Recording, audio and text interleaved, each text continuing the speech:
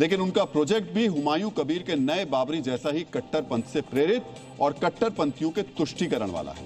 अब हम आपको उमर अब्दुल्ला के इसी प्लान का इस पर विश्लेषण करेंगे।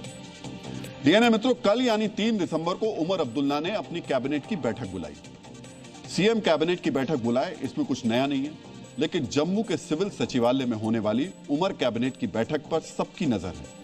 यह बैठक चर्चा में क्यों है, अब इसे समझिए। उमर अब्दुल्ला कैबिनेट की बैठक में सबसे प्रमुख एजेंडा आरक्षण नीति पर चर्चा करेंगे।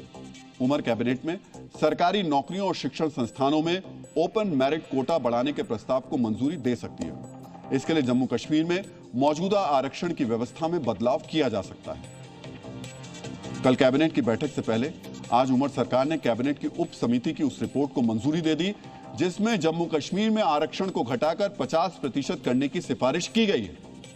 डीएनए मित्रों, यह कट्टरपंथियों और अलगाववादियों के तुष्टीकरण का एक बहुत ही महीन दांव है, इसलिए इसे ध्यान से समझिए। पहले ओपन मेरिट कोटा का अर्थ समझिए। ओपन मेरिट कोटा यानी सामान्य श्रेणी के छात्रों के लिए उपलब्ध सीटें। सरल भाषा में वो सीटें जो आरक्षण के दायरे से बाहर है और सामान्य वर्ग के लिए उपलब्ध है। यानी उमर सरकार यह संदेश देना चाहती है कि वो आरक्षण के दायरे को कम करके जम्मू कश्मीर में आरक्षण से बाहर के दूसरे लोगों को सरकारी नौकरियों और शिक्षा संस्थानों में ज्यादा मौका देना चाहती है। इसके लिए मौजूदा आरक्षण में कटौती की तैयारी हो रही है।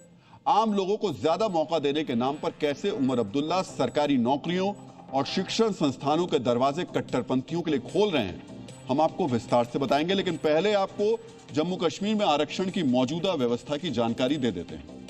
फिलहाल जम्मू कश्मीर में गुज्जर बकरवाल समुदाय को अनुसूचित जनजाति के कोटे में 10%, पहाड़ी जनजाति को अनुसूचित जनजाति के कोटे में 10%, ओबीसी को 8%, अनुसूचित जाति को 8%, आर्थिक रूप से कमजोर लोगों को 10%, राज्य के पिछड़े इलाके में रहने वाले लोगों को 10% वास्तविक नियंत्रण रेखा और अंतर्राष्ट्रीय सीमा के पास रहने वालों को 4% और एक्स सर्विसमैन और दिव्यांगों को 10% आरक्षण मिलता है। ये पूरी व्यवस्था है।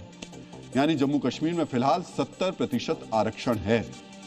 डीएनए मित्रों, जम्मू कश्मीर के सरकारी सिस्टम में कट्टरपंथियों की घुसपैठ से हम सभी परिचित हैं।